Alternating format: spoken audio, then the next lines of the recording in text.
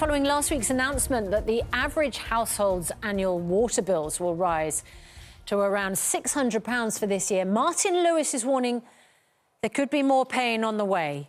Energy bills again set to rise. The price cap for April to June will be revealed later this month, 25th of February, and analysts believe it could increase by up to 6%. And Martin joins us now. First of all, Martin, is it a surprise that we could be seeing a rise in the energy cap and therefore household bills in this quarter? And what's going on? Why is this happening?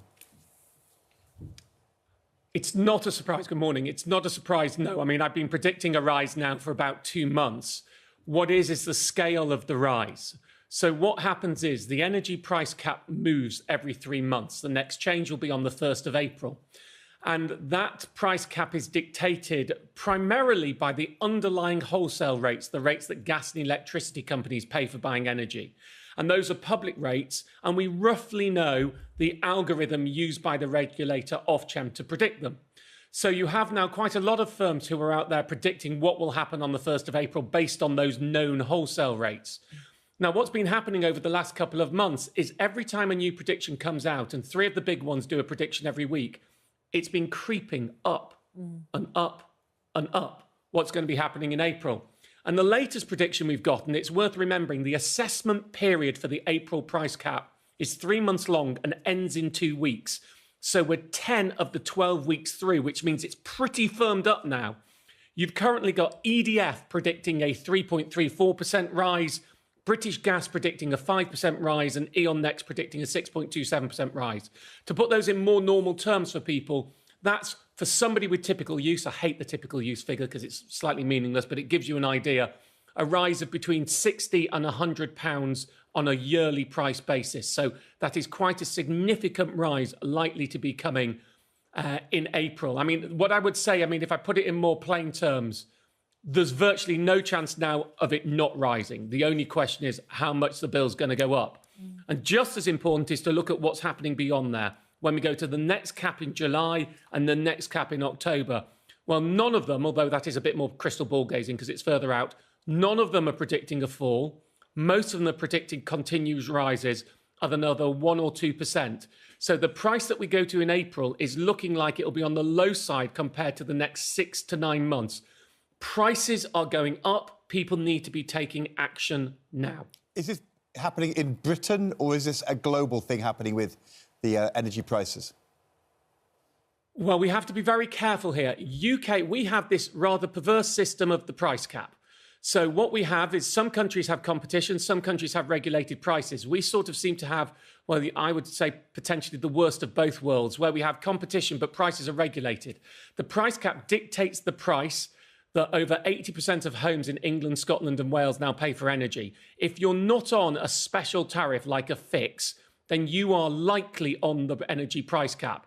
And what that means is, while it's called a cap, almost every firm prices up to the maximum. They don't go, oh, it's cap, we could be down. No, we're just going to price to the maximum. So the regulator now sets the price that most people pay. So in many cases, we have regulated prices, and it does that based on a whole load of additional things it adds on and the underlying wholesale rates. So the wholesale rates are universal, but how you incorporate that the price for gas and electricity, how you incorporate that, what else you add onto the energy bill is dictated country by country. So this is the price cap and the way it works, and the way there's a time lag, that the April price cap is based on November to February prices. So if you're on the price cap and things went up, even if it got cheaper in April, you'd still pay the higher price because of what happened in the past. That's a uniquely British thing, Ed. Martin, people will hear all of this and hear bad news, but are there options if you haven't already fixed your bills? Are there options now so that you can save money?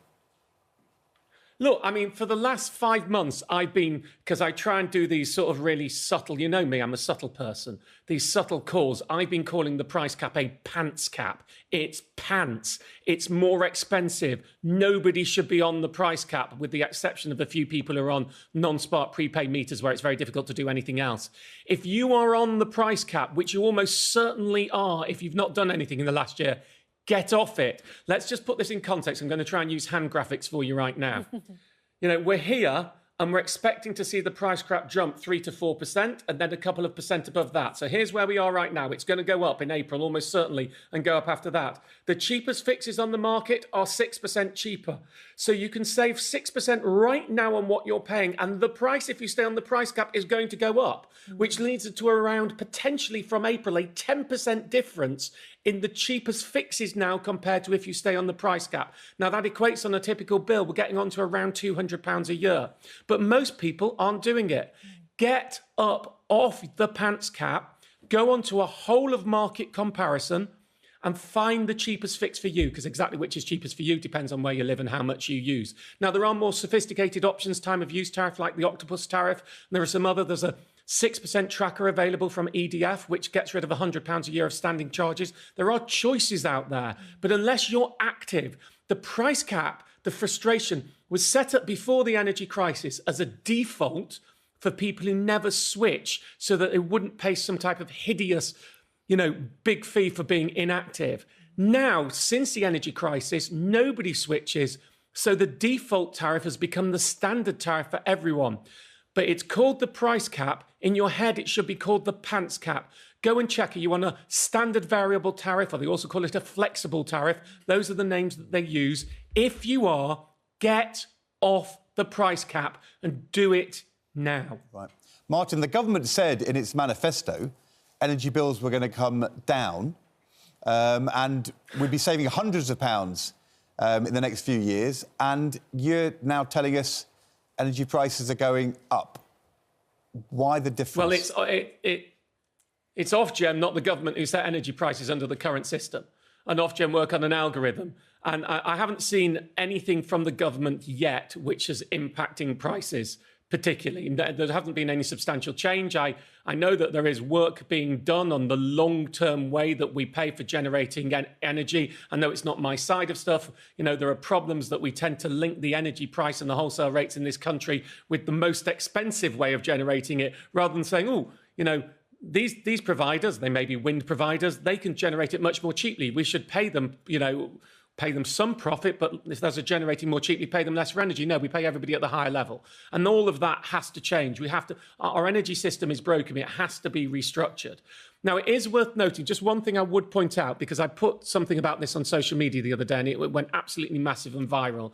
And what most people were saying to me is, why do prices only go up and up? Just as a technical point, it is worth people remembering, even after this April rise, the price that you're paying now, if you're on the energy price cap, will actually still be cheaper than it was a year ago right now.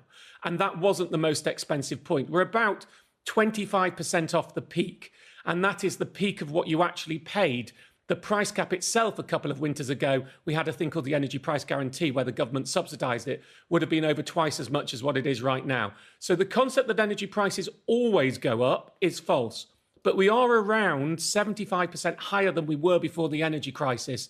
And I haven't seen anything that will bring us back to those old prices. So where we are now seems to be, to use that horrible phrase, the new normal. And unless there is some radical change coming from government or a totally different way of operating coming from the regulator, I don't see this changing. The only very minor bright spot on the horizon is that we do have a little bit of competition in the market so that you can act yourself and get a cheaper fix. But it's nothing like it used to be. You used to be able to save 20 or 30% by going for a different tariff. Now you might be able to save 10%, but it is still worth doing. So yes, I mean, there is huge remedial action urgently needed in our consumer energy markets to get things going in a way that stops people paying exorbitant prices. But it was worse a couple of years ago. I'm not sure that helps anyone, but I just wanted to contextualise it. Martin Lewis, thank you. Thanks, Martin. The advice is get off the pants cap. Yeah. Very clearly put. Get your pants into gear. Yeah. Get off the pants cap. Get them fixed. Martin, thank you very much indeed. We will put all of those points to Steve Reid, who is the Environment Secretary.